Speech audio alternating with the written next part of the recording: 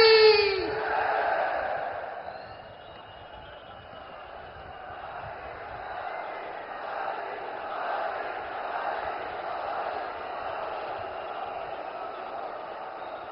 भारत माता की,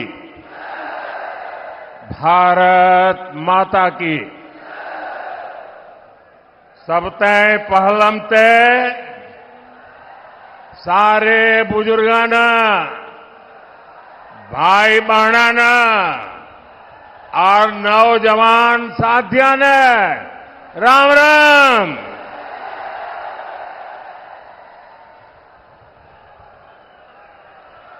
मैं सबसे पहले तो आप सबकी क्षमा मांगना चाहता हूं, क्योंकि हमारी पार्टी के यहां के साथियों ने ये जो पैंडल बनाया वो छोटा पड़ गया और इतने ही लोग बाहर धूप में तप रहे हैं। जो लोग धूप में तप रहे हैं उनको जो असुविधा हुई इसके लिए मैं क्षमा मांगता हूं, लेकिन मैं आपको विश्वास दिलाता हूं, आप ये जो तप कर रहे हैं ना, ये आपका तप बेकार नहीं जाने दूंगा, विकास करके लौटाऊंगा। साथियों, अग्रोहा धाम, गुरु जंबेश्वर, खाटू श्याम जी और माता भनभोरी भ्रामरी देवी को मैं सर झुका के प्रणाम करता हूं। ये राखी गढ़ी की धरती है। ये क्षेत्र देश प्रेम और प्रकृति प्रेम दोनों के लिए जो बलिदान दिए गए हैं उसको यहां के लोग आज भी स्मरण करके पूरी मानव जात को प्रेरणा देते हैं। यहां अंग्रेजों की क्रूर तोपों के भी जख्म है, तो यहां पेड़ों की रक्षा के लिए बिश्नोई समाज के तप और त्याग की मिसालें भी हैं। यहां के विकास में स्वर्गीय भजनलाल जी का भी बड़ा योगदान है, आज भी लोग याद करते हैं। और ये मेरा सौभाग्य रहा कि मुझे हरियाणा में काम करते हुए भजनलाल जी के काम को देखने का मौका मिला और चौधरी बंसीलाल जी के साथ काम करने का मौका मिला। और चौधरी बंसीलाल जी मुझे हमेशा कहते थे कि भाई देख, तेरा और मेरा विशेष नाता है। मैंने कहा क्या? और फिर वो मुझे महर्षि दयानंद जी के जीवन के विषय में बड़े भावुक होकर के बातें बताते थे। महर्षि दयानंद सरस्वती जी गुजरात में पैदा हुए, लेकिन जितनी जानकारियां मुझे नहीं थी उससे ज्यादा जानकारियां महर्षि दयानंद जी के विषय में चौधरी बंसीलाल जी से मैं सुना करता था और वो कहते कहते भावुक हो जाते थे। साथियों, मेरा सौभाग्य रहा है, हरियाणा ने मुझे बहुत कुछ दिया है, बहुत कुछ सिखाया है। मैं हरियाणा के विकास में योगदान देने वाली हर संतान को नमन करता हूं। आज सरदार भगत सिंह जी की जयंती पर भी मैं उन्हें श्रद्धा सुमन के साथ प्रणाम करता हूं। साथियों, हरियाणा की माताओं बहनों ने यहां एक नारा दिया है, महारा हरियाणा, नॉन स्टॉप हरियाणा। हरियाणा का विकास ऐसे ही नॉन स्टॉप चलते रहना चाहिए। इसलिए हरियाणा तीसरी बार भाजपा को मौका देने का मन पक्का कर चुका है। चारों तरफ से आवाज आ रही है, भरोसा दिल से, भाजपा फिर से। भरोसा दिल से, भरोसा दिल से। साथियों, जैसे जैसे वोटिंग की तारीख नजदीक आ रही है, कांग्रेस पस्त पड़ती जा रही है। कांग्रेस के नेता अब कहने लगे हैं कि हरियाणा में भी वही हाल होगा जो कांग्रेस का मध्य प्रदेश में हुआ था। एमपी और राजस्थान में पिछले चुनाव में इन्होंने झूठ का गुब्बारा खूब फुलाया, लेकिन जनता ने वोट की चोट देकर के उस गुब्बारे की हवा निकाल दी। अब हरियाणा में भी यही होने जा रहा है। साथियों, कांग्रेस का ये हाल इसलिए होता है क्योंकि कांग्रेस देश की सबसे धोखेबाज और बेईमान पार्टी है। आप पड़ोस में देख लीजिए, हिमाचल में क्या हाल करके रखा है। चुनाव के दौरान हिमाचल की जनता को इन्होंने क्या क्या झूठ बोला, आप कल्पना नहीं कर सकते। अब सरकार बनने के बाद कांग्रेस ने अपने वायदों से पल्ला झाड़ लिया है। जनता कांग्रेस से कह रही है, क्या हुआ तेरा वादा?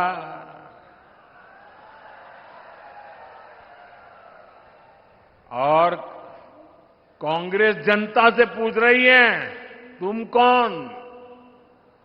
दिल्ली के शाही परिवार ने झूठ बोलकर हिमाचल के लोगों को फंसा दिया। आज हिमाचल में कर्मचारियों को उनकी सैलरी और डीए देने तक इनके पास बजट नहीं है। साथियों, जहां कांग्रेस होती है वहां कभी भी स्थिरता नहीं आ सकती। जो पार्टी अपने नेताओं के बीच एकता नहीं ला सकती, वो राज्य में स्थिरता कैसे लाएगी? आप देख रहे हैं कि कैसे यहां कांग्रेस में मुख्यमंत्री बनने के लिए मारामारी मची है। बापू भी दावेदार है और बेटा भी दावेदार है, और दोनों मिलकर बाकियों को निपटा लेने लगे हैं। और ये सब देख करके हरियाणा के जागरूक नागरिक कांग्रेस को निपटाने में लग पड़े हैं। कुछ लोग ऐसे हैं जिन्होंने तन मन धन से दिल्ली के शाही परिवार की सेवा की है। अब वो भी पूछ रहे हैं कि उनसे क्या गलती हुई। यहां कांग्रेस का हर गुट, हर सीट पर एक दूसरे को पटखनी देने में ही लगा हुआ है। साथियों, इस गुटबाजी के बीच कांग्रेस में दलितों और पिछड़ों के लिए दरवाजे एकदम बंद है। कांग्रेस जानती है कि दलित उसको वोट नहीं देता, इसलिए वो पूरे दलित समाज से नफरत करती है। आप खुद देखिए, कांग्रेस के राज में गोहाना में दलितों पर अत्याचार हुआ, कांग्रेस चुप रही। कांग्रेस के राज में मिर्चपुर कांड हुआ, कांग्रेस चुप रही। कांग्रेस के राज में दलित बेटियों के साथ अत्याचार हुआ, अन्याय हुआ, कांग्रेस चुप रही। आज कांग्रेस का शाही परिवार कह रहा है कि दलितों और पिछड़ों का अमेरिका में जाकर के बोले वो दलितों पिछड़ों का आरक्षण खत्म कर देंगे।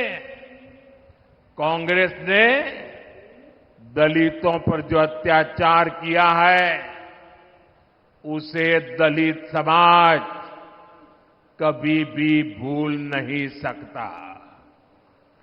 इसलिए मैं हरियाणा में जहां भी गया, मैंने देखा कि कांग्रेस को कोई भी घुसने नहीं देता। साथियों, भाजपा सर्व समाज की भागीदारी सुनिश्चित कर रही है। हमारे मुख्यमंत्री सैनी जी सबको साथ लेकर आगे बढ़ रहे हैं। अब देखिए, हमारी सरकार ने हरियाणा के मुख्यमंत्री निवास का नाम कबीर कुटीर रखा है। यहां हिसार में ही दलित परिवारों में भी जो वंचित है उनके बच्चों के लिए बने कबीर छात्रावास का फंड भी भाजपा ने बढ़ाया। भाजपा सरकार वंचितों को सिर्फ सहारा देती है, इतना नहीं बल्कि उनके सपनों को उड़ान भी देती है। साथियों, जिनको कोई नहीं पूछता, मोदी उनको पूजता है।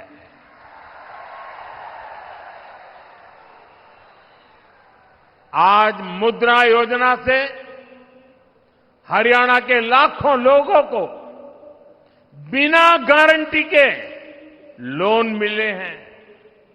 ये गरीब, दलित, पिछड़े, आदिवासी परिवारों के लोग हैं। मोदी ने रेहड़ी, ठेले, पटरी पर काम करने वाले अपने भाई बहन का भी ध्यान रखा है। ये कोई धन्ना सेठ नहीं है, ये गांव, गरीब, दलित, पिछड़े परिवारों के मेरे भाई बहन हैं। कांग्रेस ने इनको कभी नहीं पूछा। इनकी गारंटी भी आपके इस बेटे ने ही ले ली है। बैंक में अब उनको गारंटी नहीं देनी पड़ती, गारंटी मोदी देता है।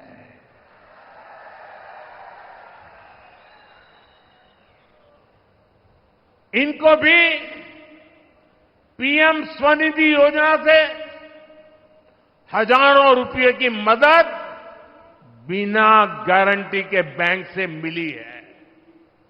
साथियों, कांग्रेस इतना बड़ा स्वार्थी दल है कि उसे वोट के अलावा कुछ नहीं दिखता।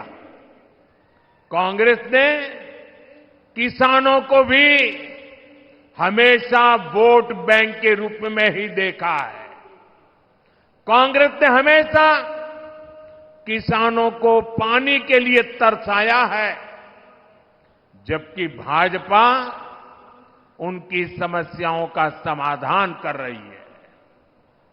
मैं हिसार, सिरसा, भिवानी, फतेहाबाद के किसानों की समस्याओं को समझता हूं। हिसार के कुछ हिस्सों में जो सेम की समस्या आ रही है, उसकी जानकारी भी सरकार को है। इसका समाधान करने के लिए भी सरकार बनने के बाद प्रयास तेज किए जाएंगे। साथियों, कांग्रेस यहां किसानों के लिए बड़ी बड़ी बातें करती है, लेकिन आपको भूलना नहीं है, हुड्डा जी सरकार तो 2 रुपये के मुआवजे वाली सरकार थी। हर किसान को याद है, ये 2 रुपया मुआवजे वाली सरकार। फर्क देखिए दोस्तों, ये भाजपा सरकार है जो बिना मांगे देश के 10 करोड़ से ज्यादा किसानों को पीएम सम्मान निधि हर वर्ष 6,000 रुपया सीधे उनके बैंक में खाते में जमा करती है, उनके सम्मान की चिंता करती है। और वो लोग 2 रुपये का मुआवजा, क्या हमारे हरियाणा के किसानों का अपमान करते समय आपको शर्म नहीं आई? ये सम्मानित किया जाता था। इसलिए मैं आज आप लोगों को हाथ जोड़ करके काम दे रहा हूं और मुझे विश्वास है आप इस काम को करने में कभी पीछे नहीं हटेंगे। जब भी कांग्रेस के लोग आपसे किसानों की बात करें, आप उनसे एक बात पूछोगे? पूछोगे? जरा जोर से बोलिए ना, पूछोगे? जरा उनको पूछना कि आप जो हरियाणा में बड़ी बड़ी बातें करते हो, बड़ी बड़ी घोषणाएं कर देते हो, तारे तोड़ करके लाने की बातें कर रहे हो। अरे भाई, तुम्हारी कर्नाटका में सरकार है, तेलंगाना में सरकार है, हिमाचल में सरकार है, कुछ तो लागू करके दिखाओ। जरा इनको इतना पूछ लीजिए। ये यहां बातें करते हैं और वहां लागू नहीं करते हैं। कर्नाटका में इनकी सरकार है, वहां कांग्रेस सरकार बनने के बाद सैकड़ों किसान आत्महत्या कर चुके हैं। सच्चाई यही है कि कांग्रेस देश के किसानों के जान की दुश्मन है। वो सिर्फ किसानों को झूठ बोल सकती है। यहां कांग्रेस ने एमएसपी पर भी आपसे सिर्फ झूठ बोला है। सच्चाई यह है कि यहां भाजपा की सरकार 24 फसलों को एमएसपी पर खरीद रही है, जबकि कांग्रेस शासित राज्यों में इक्का दुक्का फसलें ही एमएसपी पर खरीदी जाती है। आप मुझे बताइए, ऐसी धोखेबाज कांग्रेस पर क्या हमारे किसान भरोसा कर सकते हैं क्या? हाथ ऊपर नहीं, मुंह से बोलिए। भरोसा कर सकते हैं क्या? साथियों, हरियाणा का भरोसा तो भाजपा पर ही है। बीते 1 दशक में भाजपा ने यहां विकास को नई गति दी है। यहां चारों तरफ चौड़ी सड़कों का जाल बिछाया गया है। आज 5 जोड़ी वंदे भारत ट्रेनें ये मेरे हरियाणा में चलती है। हिसार से रोहतक जाने के लिए हंसी हिसार रोहतक लेन लाइन शुरू कर दी गई है। इससे हिसार से रोहतक पहुंचने के लिए समय आधा हो गया है। साथियों, ये क्षेत्र अब एक बड़ा व्यापारिक केंद्र बनने की तरफ कदम बढ़ा चुका है।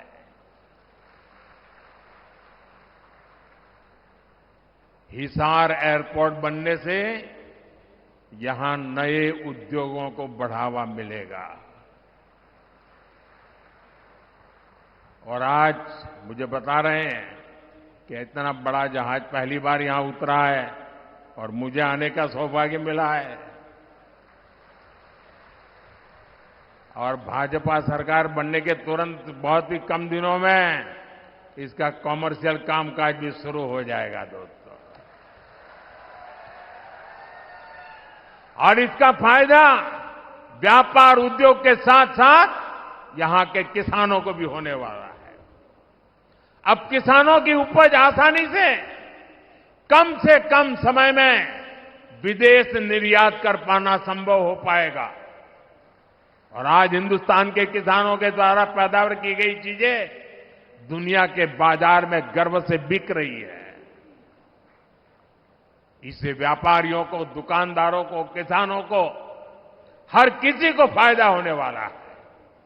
हमारा प्रयास यही है कि यहां नए उद्योग लगे। हम चाहते हैं यहां दुनिया भर से निवेशक आए ताकि युवाओं को ज्यादा से ज्यादा रोजगार मिले। साथियों, कांग्रेस ने यहां के युवाओं पर भी दोहरा वार किया है। एक तो कांग्रेस के समय में बिना खर्ची पर्ची के सरकारी नौकरी नहीं मिलती थी। दूसरा, घूस देने के लिए गरीब को खेत तक बेचने पड़ते थे। भाजपा ने बिना खर्ची पर्ची नौकरियां दी। और यही बात कांग्रेस को अखर गई है। इसलिए कांग्रेस की भर्ती रोको गैंग ने युवाओं को नौकरियां देने पर ब्रेक लगवा दिया। कांग्रेस की भर्ती रोको गैंग को इस चुनाव में मेरे सभी नौजवान उनको जरा सबक सिखाइए ताकि आपके भविष्य को ताला लगाने का पाप न करें। साथियों, कांग्रेस सिर्फ लूट खसूट ही नहीं करती बल्कि निर्लज्जता से उसका बचाव भी करती है। कांग्रेस के राज में कैसे दलालों और दामाद का ही बोलबाला था, ये मैंने हरियाणा की जनता के सामने रखा। अगर किसी को पछतावा होता, किसी को अगर दो आंख की भी शर्म होती, तो वो हरियाणा की जनता से माफी मांगता। लेकिन कांग्रेस के लोगों ने आपसे माफी नहीं मांगी, बल्कि बड़ी बेशर्मी से दलालों और दामाद का बचाव कर रहे हैं। कांग्रेस के इस रवैये से नाराज होकर अब हरियाणा की जनता कांग्रेस के विरुद्ध खड़ी हो गई है। अब जनता खुद इनका कच्चा चिट्ठा बाहर निकाल रही है। आप भी देख रहे हैं कैसे हर रोज इनके समय के घोटालों के नए नए कागज सामने निकल करके आ रहे हैं। साथियों, हरियाणा के लोग हर गांव, हर गांव सह सकते हैं, लेकिन हरियाणा के लोग देश के विरुद्ध कोई बात सह नहीं सकते। हरियाणा के लोग कट्टर देशभक्त हैं, देश की बात आती है तो हरियाणा वाले सब कुछ बुलाकर एकजुट खड़े हो जाते हैं। इसलिए कांग्रेस का असली चेहरा भी आपको याद रखना है। आज की कांग्रेस अर्बन नक्सलियों के चंगुल में है। मैं कोई ढकी छुपी बात नहीं कर रहा। कांग्रेस के नेता विदेश जाते हैं तो किससे मिलते हैं? ये उन लोगों से मिलते हैं जो भारत के दुश्मनों की भाषा बोलते हैं। कांग्रेस के इंटरनेशनल पार्टनर वो लोग हैं जो दुनिया भर में भारत को बदनाम करने में जुटे हैं। विदेश में जाकर कांग्रेस के नेता वही भाषा बोलते हैं जो भारत का बुरा चाहने वालों को पसंद आती है। आप भी सोचिए, आखिर क्यों पाकिस्तान कांग्रेस का समर्थन करता है? कांग्रेस की नीतियों को पाकिस्तान को पसंद आती है। साथियों, हरियाणा के लोगों को कांग्रेस के वादों इरादों से बहुत सावधान रहना है। कांग्रेस ने कहा है कि वो जम्मू कश्मीर में फिर से 370 वापस लाना चाहती है। कांग्रेस फिर से पत्थरबाजी और बम बंदूक को हवा देना चाहती है। जिन पत्थरबाजों ने हरियाणा के बेटे, फौजी बेटे जो वहां ड्यूटी कर रहे थे, वहां के पत्थरबाजों ने उनको लहूलुहान कर दिया। अब कांग्रेस ऐसे लोगों को रिहा कराना चाहती है। अब बताइए, ये अर्बन नक्सली कांग्रेस किसके साथ है? ऐसी कांग्रेस को हरियाणा का किसान, हरियाणा का नौजवान और हरियाणा की माताएं बहनें क्यों पसंद करेगी, क्यों वोट देंगी? साथियों, आज 28 सितंबर है। मैं आपको याद कराता हूं, 28 सितंबर की रात को ही हमने सर्जिकल स्ट्राइक की हुई थी। भारत ने आतंक के आकाओं को बता दिया था कि भारत अब घर में घुसकर मारता है। और कांग्रेस ने क्या किया था? कांग्रेस ने हमारी सेना से सर्जिकल स्ट्राइक के सबूत मांगे थे। यही कांग्रेस है जिसने हमारे सेनाध्यक्ष तक को गली का गुंडा कहा था। कांग्रेस ने हमारी सेना के बजाय दुश्मनों के झूठ पर विश्वास किया। क्या देशभक्त हरियाणा के लोग ऐसी कांग्रेस को बर्दाश्त करेंगे? साथियों, यही कांग्रेस है जिसने दशकों तक हमारे फौजी परिवारों को 1 रैंक 1 पेंशन नहीं दी। कांग्रेस सिर्फ 500 करोड़ रुपए दिखाकर झूठ बोलती थी कि 1 रैंक 1 पेंशन लागू करेगी। मैंने हरियाणा के रेवाड़ी से अपने सभी फौजी परिवारों को गारंटी दी थी कि प्रधानमंत्री बनते ही ओआरओपी लागू करूंगा।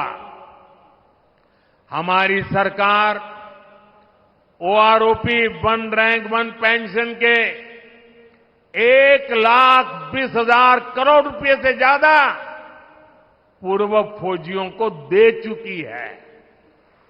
यहां हरियाणा के 1.5 लाख पूर्व सैनिकों को भी 10,000 करोड़ रुपए से ज्यादा पैसे उनके खाते में जमा हो चुके हैं। 1 रैंक 1 पेंशन ओआरओपी उदाहरण है कि कांग्रेस कभी फौजियों का भला नहीं सोच सकती। साथियों, भारत में आज अगर सबसे बड़ा सांप्रदायिक दल कोई है तो वो सांप्रदायिक दल भी कांग्रेस पार्टी है। कांग्रेस की सांप्रदायिकता की सजा हरियाणा भी भुगत रहा है। कांग्रेस तुष्टीकरण के लिए ऐसी मानसिकता को बढ़ावा दे रही है जिससे हमारी बहन बेटियों पर हमले हो रहे हैं। आपने कांग्रेस के विधायक की धमकी जरूर सुनी होगी। वो कहता है कि कांग्रेस जीती तो लोगों को अपना घर बार छोड़ना होगा। अभी ये आलम है, सत्ता तो मिली नहीं है, मिलने की संभावनाएं नहीं है, लेकिन जनता को पर जुल्म करने की बातें कर रहे हैं। अगर ऐसे लोगों को सत्ता मिल गई तो क्या होगा, ये सोच करके भी रोंगटे खड़े हो जाते हैं। इसलिए हरियाणा के हर वोटर से मैं कहूंगा कि जब भी वोट डालने जाना तो ऐसी धमकियों को जरूर याद रखना। साथियों, हरियाणा की जनता और हरियाणा भाजपा के कार्यकर्ता एक साथ मिलकर विकास को नई गति देने के लिए तैयार है। ये मेरा सौभाग्य है कि मुझे बूथ स्तर के भाजपा कार्यकर्ताओं से पिछले दिनों उन सबसे बातचीत करने का अवसर मिला।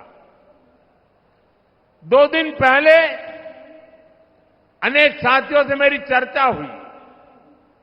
उनका आत्मविश्वास देखकर मेरा विश्वास और ज्यादा बढ़ गया है। मैं हरियाणा के सभी भाजपा कार्यकर्ताओं से भी कहूंगा, हरियाणा हांगे का प्रदेश है, पूरा हांगा ला दियो।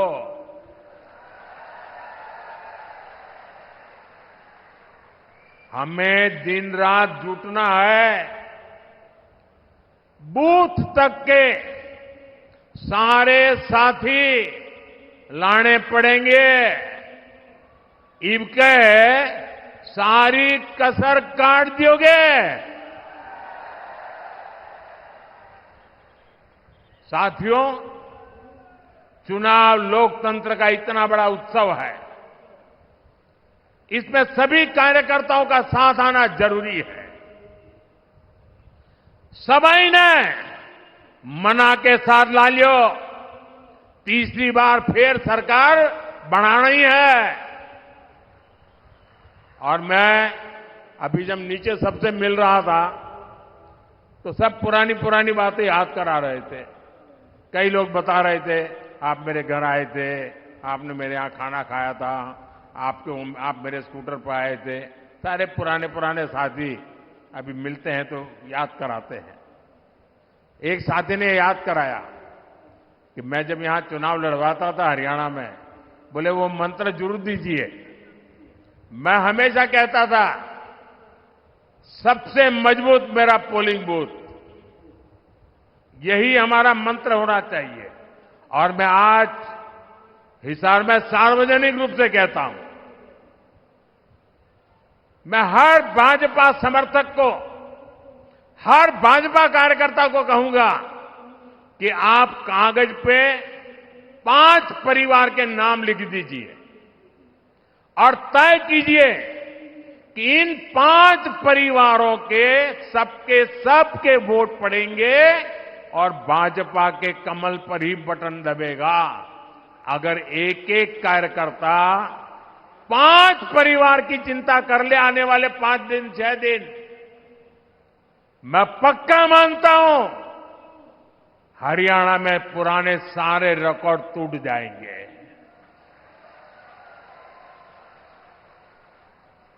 मैं एक बार फिर इतनी बड़ी संख्या में यहां आने के लिए आप सभी को धन्यवाद देता हूं। हमारे सभी उम्मीदवारों से मेरा आग्रह है, जरा आगे आ जाएं।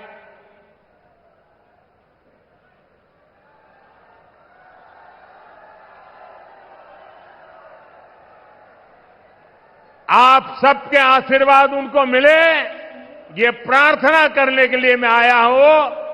मेरे साथ बोलिए, भारत माता की, भारत माता की, भारत माता की।